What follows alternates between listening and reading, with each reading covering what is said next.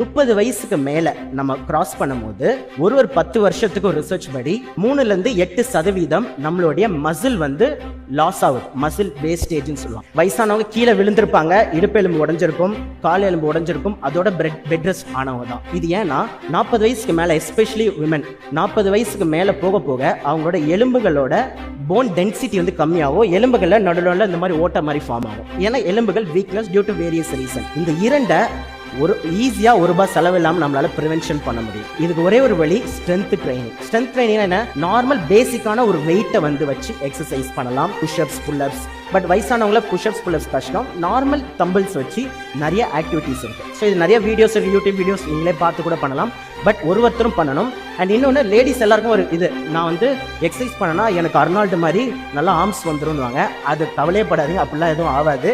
பேசிக் adequate weight training வாரத்துக்கு 3 நாள் பண்ணா போதும். ஒரு நாள்